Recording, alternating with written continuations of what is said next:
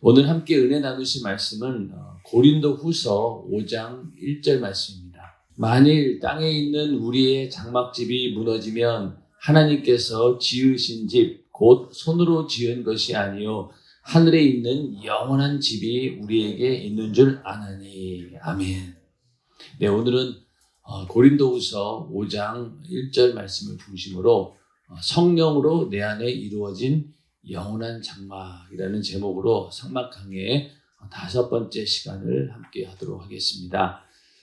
우리가 지난 시간에는 성막이 가지고 있는 4가지 의미에 대해서 우리가 알아봤는데, 제일 먼저는 성막은 하나님의 공의와 은혜가 공존하는 곳이다, 이렇게 우리가 배웠고, 또 성막은 하나님께로 가는 길을 보여준다.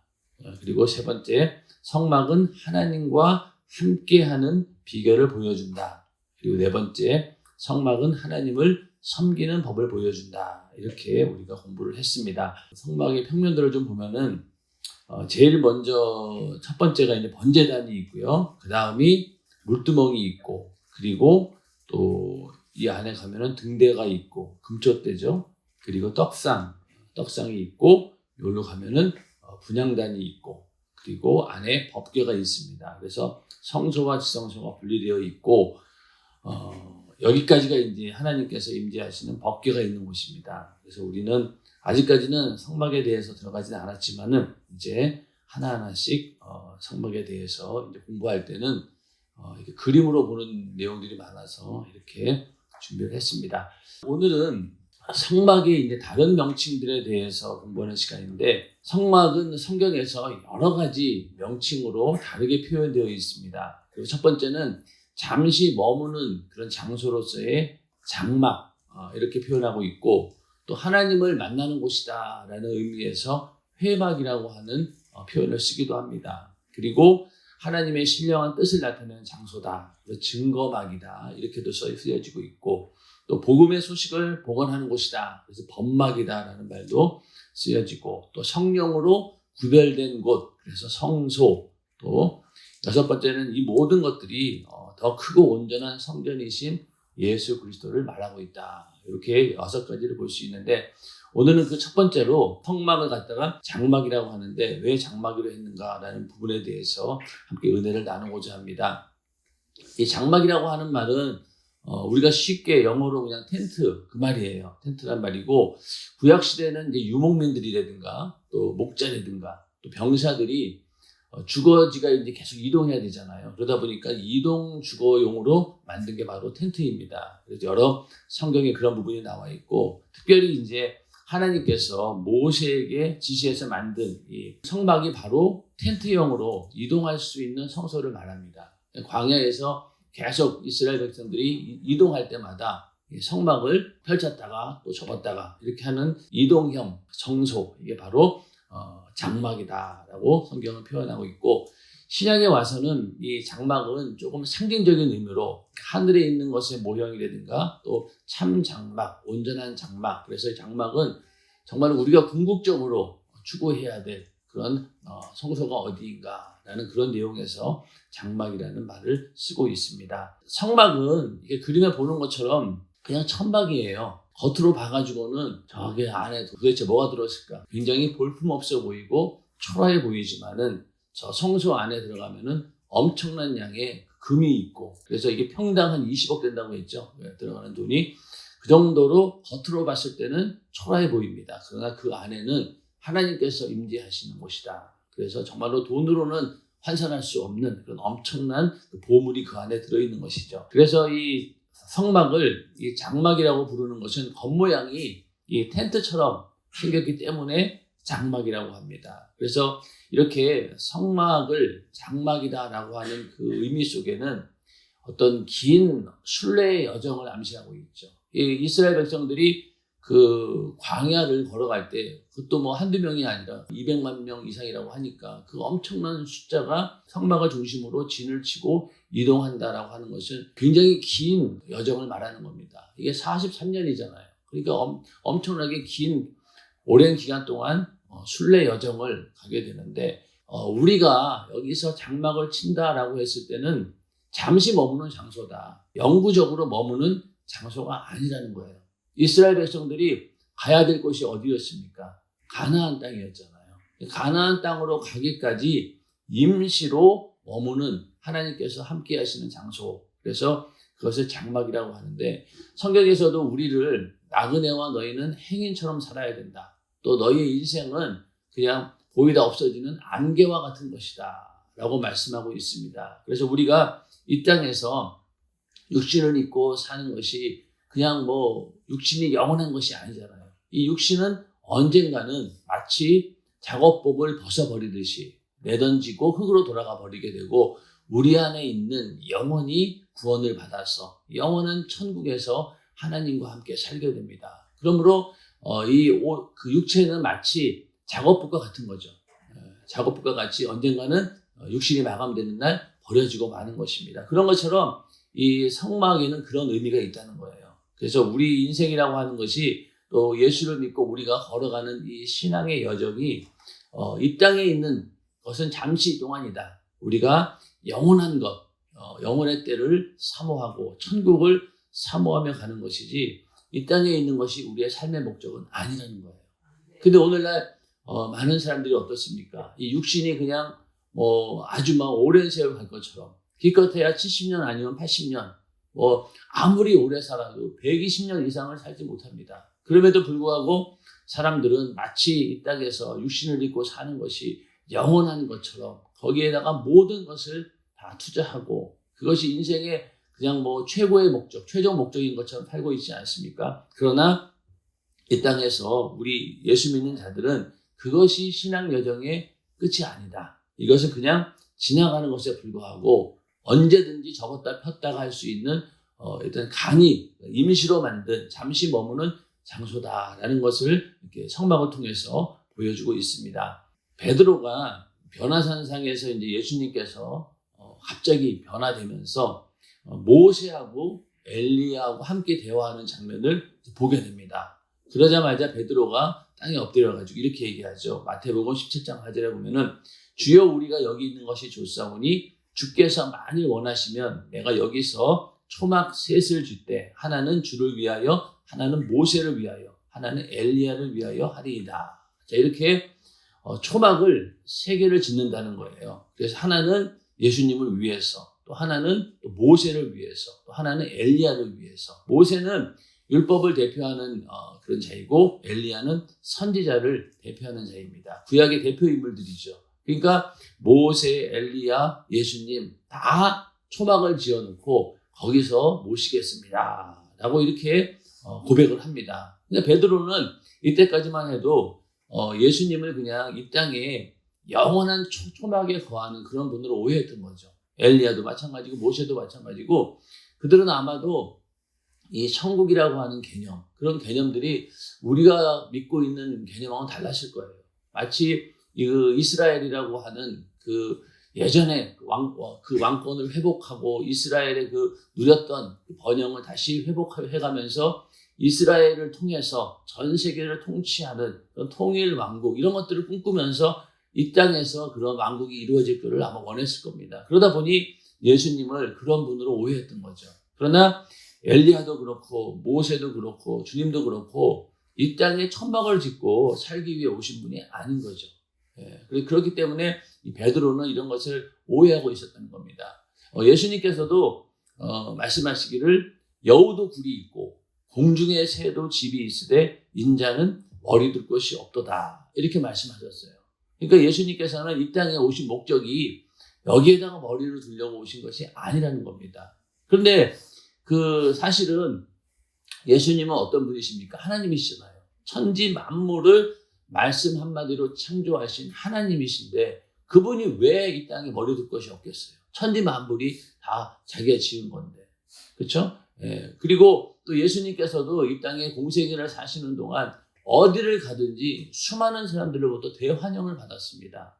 삭개오 같은 사람은 자기 재산의 절반을 내어주겠다. 그러니까 주님께서 가난한 자를 구제하는 데 쓰십시오라고 내놓았어요. 그리고 물고기 2마리하고 보리떡 5개를 가지고 5,000명을 먹이신 분입니다. 근데 과연 그런 분이 맘만 먹으면 이 땅에 머리 둘 곳이 없겠냐고요. 오히려 더 많은 사람들과 함께 거할 수 있는 곳이 훨씬 더 많았겠죠. 예, 그럼에도 불구하고 예수님께서 이렇게 말씀하신 것은 예수님이 이 땅에 오신 목적 자체가 이 세상의 어떤 삶의 부요를 위한 것이 아니라 그러니까 우리에게도 마찬가지예요. 예수님도 이렇게 나도 이 땅에서의 삶의 부요를 위해 온 것이 아니다. 그러므로 너희들도 이 세상에서 지상낙원을 꿈꾸지 말라는 겁니다. 이 땅에 머리를 두려고 하지 말라는 겁니다. 그래서 이 말씀을 예수님은 나도 그렇게 살았다. 너희들도 그렇게 살아야 된다라는 말씀이죠. 여러분들 이 땅에 정말로 머리를 두고 이 땅에 사는 것을 인생의 목적으로 두고 살았을 때 과연 행복하느냐 이거예요. 물론 잠깐 행복할 수는 있어요. 그렇죠. 젊음이 있고 또 만사형통 모든 일들이 잘 풀리고 원하는 대로 되어갈 때는 그래도 내가 이렇게 사는 것이 정말 행복하구나 느끼겠지만 과연 그런 시간들이 얼마나 있었냐는 거예요. 잠깐입니다. 잠깐이에요. 젊음도 정말로 잠깐입니다. 저도 어느 날 이렇게 거울을 들여다보면 흰머리가 엄청 많이 났어요. 옛날에는 이렇게 머리 짧게 깎으면은요, 되게 젊게 봤어요. 20대, 30대 초반으로 보고 그랬는데, 지금은 흰머리 때문에 그렇게 안 보입니다, 이제. 예. 그래서, 이 젊음이라고 하는 것도 금방 훅 지나가는구나. 눈 깜빡할 사이에 싹 지나가 버린 거예요. 다 아마 경험해 보셨을 거예요.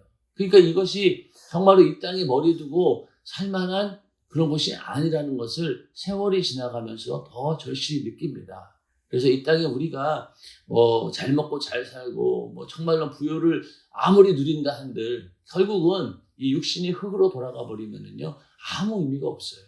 그래서 우리는 내 육신은 날로 낡아져가고 후패해져 가지만은 내 안에 있는 영혼만은 날로 새로워지는 그런 역사가 우리에게 있기를 주님의 이름으로 축원합니다.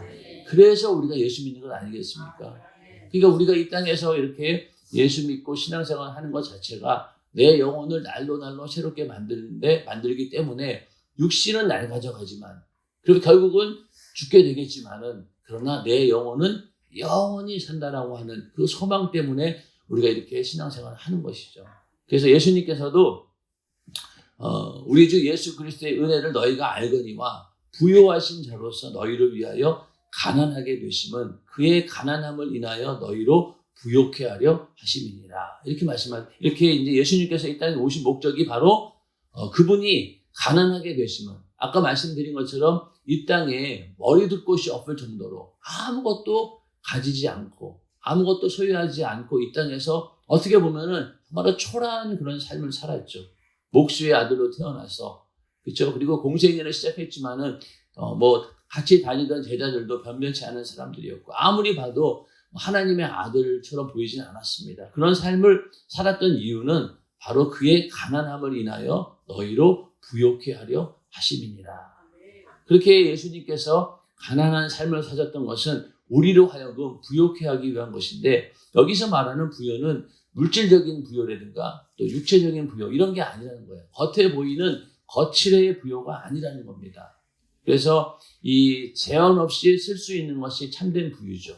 그러니까 우리가 이 땅에서 하나님 말씀대로 살다가 죽은 다음에 영원한 천국에 갔을 때 그때 누릴 수 있는 것이 참된 부요라는 거예요. 근데 이 세상에서는 가장 큰 부요가 사람들은 뭘로 생각합니까? 돈으로 생각하죠. 근데 돈보다 더 귀한 게 뭐예요?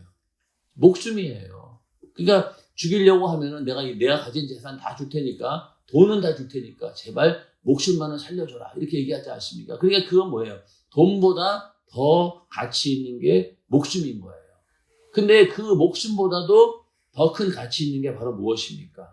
영원한 생명이죠. 우리가 예수 믿고 영생을 누린다고 했을 때 그 영생은 바로 목숨보다도 훨씬 더 큰 가치가 있는 것이죠. 돈하고는 비교가 안 되는 거예요. 근데 많은 사람들이 돈을 위해서 목숨을 바쳐서라도 돈을 벌기 위해서 살지 않습니까? 돈 때문에 자살도 하고 돈을 갚아야 되는데 못 갚으니까 결국은 목숨을 끊는 그런 경우도 있는데 하여튼 그런 것처럼 이 영원한 생명이라고 하는 것 그것이 바로 우리가 누릴 또 주님께서 우리에게 주기를 간절히 원하셨던 부요입니다. 인정하시면 아멘 하시기 바랍니다. 우리는 그걸 누려야 되는 사람들이에요. 예수님 그걸 위해 오셨다는 겁니다. 그래서 예수를 믿는 목적에 대해서 많은 사람들이 오해하고 있다. 그래서 겉에 보이는 부요, 물질의 부유라든가 또 아니면 명예, 권세 이런 것들을 하나님이 주신 복으로 알고 그것을 추구하는 또 예수 믿는 사람들도 많이 있다는 거죠. 예수를 믿는다라고 하는 사람들이 그냥 그 물질의 복을 얻으려고 하나님께서 주시는 그 눈에 보이는 그 복을 얻으려고 이것이 복이냐? 하나님께 복 달라고 막 기도하고 그걸 또 위해서 신앙생활 하는 사람들이 얼마나 많은지 모릅니다. 그러나 주님께서 우리에게 주시고자 하는 그런 부요는 그런 것이 아니다라는 거죠. 그래서 예수님께서도 한번 요한복음 14장 2절 3절 한번 같이 읽어보겠습니다. 시작. 내가 너희를 위하여 처소를 예비하러 가노니 가서 너희를 위하여 처소를 예비하면 내가 다시 와서 너희를 내게로 영접하여 나 있는 곳에 너희도 있게 하리라. 아멘. 예수님께서 지금 이제 부활 승천하신 다음에 처소를 예비하러 가시는데 누구의 처소입니까? 우리를 위한 처소입니다. 근데 그 처소는 이 땅에 있는 게 아니죠. 영원한 천국에 있는 그 처소를 마련하기 위해서 예수님께서 부활 승천하신 거예요. 그리고 지금도 그 처소를 예비하고 계신 겁니다. 그러니까 우리는 그것을 위해 살아야 되는데 이 땅에 있는 많은 예수 믿는다라고 하는 사람들이 어떤 겉에 보이는 그러니까 주님이 주려고 하는 그런 부요가 아닌 이 세상이 주는 그 부요를 쫓아가고 있다는 겁니다. 그래서 교회가 마치 자신의 그 출세를 위해서 그렇게 위한 장소로 쓰는 사람들도 있잖아요. 그러니까 교회 오는 목적이 자기 사업을 위해서 또 자기가 얻는 경제적인 이익을 위해서 또 그런 또 나에게 이익이 되는 사람을 만나기 위해서 교회에 오는 사람들도 있고 또 하나님의 축복이라고 하는 것이 막 그냥 막 돈이 막 쏟아지는 것처럼 막 그런 것을 복으로 알고 그러니까 그런 복을 맹목적으로 구하는 것 그걸 우리는 뭐라고 합니까? 기복신앙이라고 하잖아요. 기복신앙은 정말로 겉에 보이는 부요를 쫓는 사람들 그런 사람들이 하나님으로부터 그런 복을 받으려고 한다는 거죠. 그러나 하나님께서 우리에게 진정으로 주기를 원하시는 복은 바로 그것이 아니다. 예수님께서도 우리에게 신령한 처소, 천국에서 영원히 살 수 있는 처소를 마련하기 위해서 오신 겁니다. 그래서 이 장막에 있는 모든 기구들, 그것을 보존하기 위해서 뭐가 있습니까? 천막이라는 게 있는 거잖아요. 그렇죠? 안에 있는 성소의 기구들을 보관하기 위해서, 가려주기 위해서 그 안에 그 텐트를 치는 겁니다. 장막을 치는 겁니다. 그런 것처럼 우리 육체도 바로 내 안에 있는 가장 가치 있는 참된 내 영혼을 보존하기 위해서 육체라는 장막이 필요하다는 거예요. 내 육체를 위해 사는 게 아니라 뭘 위해 살아야 되겠어요? 내 안에 있는 내 영혼을 위해 살아야 되는 겁니다. 참된 나를 위해서 살아야 되는 것이죠. 그러기 위해서 하나님께서 육신을 주신 거예요. 성소의 기구를 보호하기 위해서 장막을 치는 것처럼 나의 가장 소중한 그 영혼을 보관하기 위해서 하나님께서 이렇게 육체를 주신 겁니다. 우리는 육신을 위한 거칠애를 목적으로 하는 그런 신앙을 버리고 영원한 부요로 내 안에 그 속사람이 계속해서 정말로 빛나는 생명력이 넘치는 그런 사람이 되어야 된다. 이것이 바로 하나님께서 원하는 부요인 것이죠. 네. 베드로후서 1장 13절 14절에 보면은 베드로는 이렇게 고백을 합니다. 내가 이 장막에 있을 동안에 너희를 일깨워 생각하게 함이 옳은 줄로 여기노니 이는 우리 주 예수 그리스도께서 내게 지시한 것 같이 나도 이 장막을 벗어날 것이 임박한 줄을 알미라. 이렇게 말씀하고 있습니다. 그러니까 이 베드로는 자기 자신, 내가 육신을 입고 있는 이것이 바로 장막에 있는 기간이다. 이 장막을 벗어나는 날이 곧 왔다. 주님이 오시는 날이 임박했고 내 육신이 마감되는 그날이 다 왔다는 거예요. 이 장막을 벗는다. 이걸 이미 그러한 어떤 장막, 내 육체에 대한 인식을 가지고 베드로는 살았던 것입니다. 그래서 그날이 임박했다는 거예요. 그래서 육신이라고 하는 장막은 언젠가는 사라집니다. 하나님께서 70년을 살라고 하면은 70년을 살 것이고 80년을 살려면 80년을 살 것이지만은 오늘 밤이라도 당장 나를 부르시면 어떻게 되겠어요? 육신은 그냥 버려두고 가야 되는 거예요. 우리에게는 아무런 그런 권리가 없지요. 그런데 우리에게 어떤 굉장한 권리가 있는 것처럼 살고 있으니 얼마나 하나님 보시기에 큰 교만입니까? 여기 그 옆에 있는 그림은 이스라엘 백성들이 초막절이 되면은 이렇게 장막을 치고 경험을 하는 거예요. 아, 우리 그 믿음의 선조들이 출애굽할 때 나와가지고 이 광야의 생활을 이렇게 고생하며 지냈다라는 것을 기념하기 위해서 이렇게 초막을 쳐놓고 거기서 절기를 보냅니다. 이게 바로 우리의 삶의 모습이에요. 그렇죠? 이게 우리의 삶의 모습이에요. 이 땅에서 아무리 좋은 집에 산다 한들 그것은 하나의 장막, 텐트에 불과하다는 거예요. 언젠가는 여기에 영원히 머무는 것이 아니라 빨리 육신이 끝나면 접어버리고 우리는 어디로 가야 되는 거예요? 영원한 천국에서 영원히 주님께서 예비하신 처소에서 우리는 행복하게 살 수 있는 권리가 있는 겁니다. 그걸 위해서 우리는 살아가는 거죠. 그렇기 때문에 이 땅에 우리 예수 믿는 사람들도 영혼의 때를 위해 살아가는 사람들은 여기에 연연하지 않습니다. 그러니까 우리가 삶이 남들 보기에 어떻든 전혀 문제가 되지 않아요. 오직 주님 보시기에 내 속사람이 어떠한가, 내가 정말로 이 참된 부요를 가지고 있느냐, 이것이 중요하다는 겁니다. 예. 오늘 말씀처럼 우리 장막집은 언젠가 무너진다는 거예요. 인간의 육신은 흙에서 왔으니까 흙으로 돌아가게 되어 있고 내 영혼은 어디에서 왔습니까? 하나님께서 생기를 불어넣은 거잖아요. 내 영혼은 하나님께서 왔기 때문에 하나님께로 돌아가는 그런 우리 인간은 영적인 존재입니다. 우리가 최종적으로 거할 곳은 육신이 거하는 장막집이 아니라 하늘에 있는 영원한 집이라는 거죠. 그리고 이 육신의 장막에 있는 동안은 하늘의 영원한 집을 짓는 기회를 제공한 거예요. 그래서 이 땅에 있는 동안 우리가 모든 물질을 주를 위해 쓰고 또 시간을 주를 위해 쓰고 우리의 삶 전체를 하나님께 드리는 것은 바로 영원한 천국에 있는 그 영원한 집을 만들기 위한 재료를 계속해서 올려주는 겁니다. 내가 이렇게 오늘 새벽 예배 와서 어떤 사람은 자고 있겠지만 나는 예배 드리러 왔어요. 또 예배 가운데 어떤 분들은 찬양으로 충성을 했습니다. 그러면은 재료가 똑같겠어요? 다르겠어요? 다르죠. 안 온 사람하고는 또 다르고 여기 오신 분들 가운데도 여기서 충성하신 분들하고는 또 다르고 재료가 계속 올라가는 거예요. 그러면은 우리의 시간을 알뜰하게 사용하면 할수록 어떻습니까? 하늘의 부유가 더 많이 쌓이게 되겠죠. 그것 때문에 우리가 열심히 충성하고 신앙생활을 하는 거예요.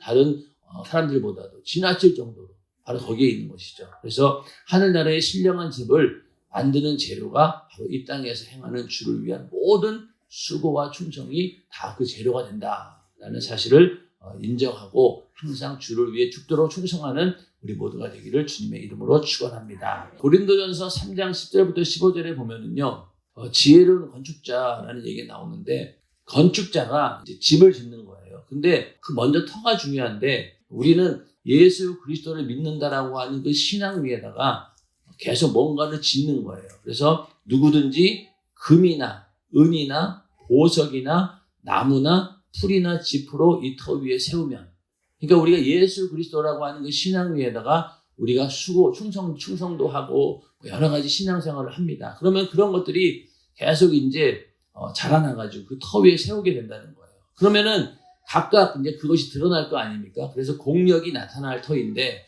그러니까 뭔가 계속 금이나 은이나 보석이나 이런 것들로 세우게 되면은 이게 뭐 형체가 드러날 거 아닙니까? 그런데 어느 날에 와서는 그 실체를 밝히는 날이 온다는 거예요. 그때가 언제냐?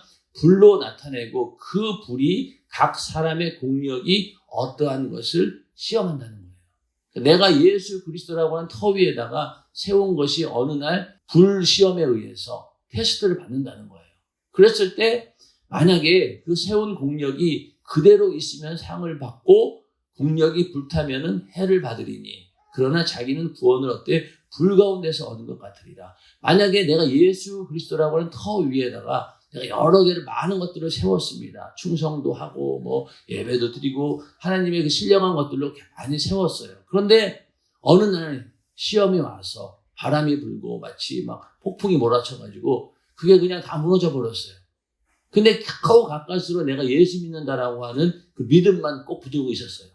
결국 어떻게 되는 거예요? 죽은 다음에 천국에 가서 가까스로 불 가운데서 구원을 얻은 것처럼 부끄러운 구원을 얻는다는 거예요. 겨우 그냥 구원만 받는 거예요. 아무것도 하늘에 상이 없어요.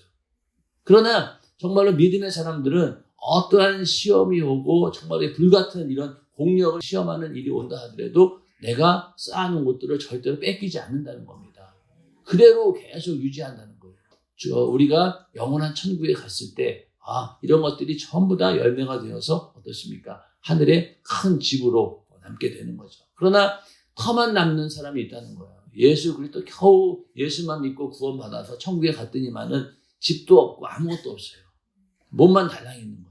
숨어가지고 이 개털 모자만 쓰고 많은 사람들이 올 때마다 내가 정말로 평생 예수 믿는 사람 핍박하다가 여기 천국에 왔는데 예수님께서 그런 나를 사랑해 주셔서 내가 천국에 왔노라 하면서 막 그 간증만 한다는 거예요. 예. 그런데 그게 바로 부끄러운 구원인 거죠. 아무 사랑이 없어요. 그러나 우리는 그런 자들이 될 것이 아니라 많은 예수 그리스도라고 터 위에다가 여러 가지 것들을 막 세우는 거예요. 시간도 드리고 물질도 드리고 모든 것들을 다 들여서 아름다운 집을 건설했을 때 그것이 어떠한 시험이 와도 무너지지 않을 때 그게 영원히 남는 거죠. 우리는 그 일을 위해서 신앙생활을 하는 것입니다. 그래서 영혼의 때를 위한 믿음의 수고는 절대로 영원히 사라지지 않는다. 이 세상 것들은 다 사라져갑니다. 그러나 그것만은 절대로 영원히 사라지지 않는다는 것. 이게 우리의 신앙의 중심이 되어야 됩니다. 그래서 이제는 우리가 하나님의 성전이 되었어요. 이 땅에서 하늘나라에 영원한 집을 짓는 일이 바로 뭐냐면은 내가 성령이 거하시는 거룩한 장막. 그러니까 내가 성령의 전이 되면서부터 이제 하늘나라에 영원한 집을 짓는 일이 시작이 되는 겁니다. 내 안에 성령을 모시게 되면서 그때부터 나의 주인 되시는 분이 누구시냐? 바로 주님이 주인이 되시고 그래서 내 안에 있는 더러운 죄악들을 예수의 피로 깨끗이 씻어주시고 그런 다음에 나를 이제 쓰기 위해서 성령이 임하신 거예요. 그러니까 우리는 성령에 절대로 순종해야 되고 무슨 말씀을 하든지 열심을 다해서 순종해야 됩니다. 그러면서 자꾸만 이제 내가 성령의 사람으로 만들어져 가는 것 그게 바로 하늘의 영원한 집을 짓는 일이 되는 것이죠. 성령이 임했다라고 하는 것 자체가 뭐냐면요. 하늘나라가 내 안에 임하는 것이에요. 왜냐면은 내가 하나님의 성령을 힘입어 귀신을 쫓아내는 것이면 하나님의 나라가 이미 너희에게 임하였느니라. 그러니까 성령의 능력이 나타나는 것 그 자체가 뭐냐? 바로 하나님의 나라가 임했다는 거예요. 자, 여러분들 방언 은사 받으셨잖아요. 그러면은 이미 우리 안에 하늘나라가 이루어진 거예요. 이제는 그 하늘나라의 집을 내가 성령의 전이 되어서 자꾸만 만들어 가는 겁니다. 건설해 가는 거예요. 그래서 비록 몸은 땅에 있지만은 천국 시민으로서 그때부터 하늘나라의 법대로 우리는 사는 겁니다. 세상의 법도 우리가 물론 지켜야 되겠지만 그거보다도 더 위에 있는 법이 무엇입니까? 바로 하나님 말씀의 법이죠. 그걸 우리는 지켜야 된다는 거예요. 그래서 그렇게 성령으로 거듭난 자는 하나님의 법대로 살게 되어 있고 내 안에 계신 성령의 음성에 늘 순종하면서 감동과 감화대로 살아갈 때 여기 성령의 은사도 있고 열매도 있고 그게 바로 하늘나라의 아름다운 영원한 집을 계속해서 건설해 가고 있는 겁니다. 그러니까 우리가 오늘도 성령 충만함을 살아갈 때 바로 하늘나라의 영원한 집을 내가 만들어가고 있는 것입니다. 그러한 믿음으로 오늘도 성령과 함께하는 하루가 되기를 주님의 이름으로 축원합니다. 그래서 내가 보이는 식양대로 장막의 그 기구와 모든 것을 지으라고 하신 성막을 지으라고 하신 그 하나님의 명령이 오늘날 우리도 마찬가지예요. 성령을 모신 신령한 전이잖아요.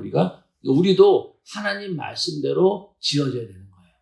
내 안에 있는 성령의 전이 하나님의 그 식양대로 보이는 식양대로 장막을 지은 것처럼 우리도 성령의 전을 하나님 말씀대로 지어가야 된다는 겁니다. 그리고 또 한 가지는 다른 것들 악한 영에 의해서 이 나라가 침공당하지 않도록 끝까지 보존해야 되는 거예요. 이게 바로 영적인 싸움이죠. 그래서 내 안에 이 악한 영들이 침공해서 이 하늘나라를 무너뜨리려고 하는 그런 어떤 싸움에서 이겨내야 된다. 그리고 그러기 위해서는 성령만이 나를 다스리는 왕이 되게 해야 된다. 그래서 그 왕이 나를 간섭하고 그 법으로 나를 다스릴 수 있도록 나를 내어놓는 것, 나를 내려놓아야 되는 겁니다. 그리고 그렇게 해서 이 땅에 하늘나라가 계속해서 펼쳐나가도록 내 안에 하늘나라를 이루어지게 하는 것도 중요하고 또 나로 인해서 다른 사람들에게 복음을 전하고 그렇게 해서 하늘나라가 확장되어 갈 수 있도록 하는 것도 바로 우리의 삶의 목적입니다. 이게 바로 성령 충만한 삶이죠. 이 땅에 우리가 땅에 육신을 입고 사는 동안은 성령의 전으로 쓰임 받다가 육신의 장막이 사라지는 그날 영광스럽게 우리는 주님을 만날 수 있는 것입니다. 오늘도 우리 하루하루 살아가는 것이 그냥 사는 게 아니에요. 하늘의 영원한 집을 건축해가는 과정이고 또 그 재료들을 계속 준비하고 만들어가는 과정이다. 그러기 위해서 우리는 성령의 뜻대로 이끌림을 당하고 또 성령의 감동과 감화에 순종하며 살아가는 것, 그것이 바로 우리에게 주어진 이 신령한 집을 만드는 그런 하나님이 주신 기회입니다. 그래서 이 기회를 절대로 놓치지 않고 오늘 하루도 성령 안에서 하나님 말씀 안에서 하루를 값지게 알뜰하게 살아가는 우리 모두가 되기를 주님의 이름으로 축원합니다. 이 시간 기도하겠습니다.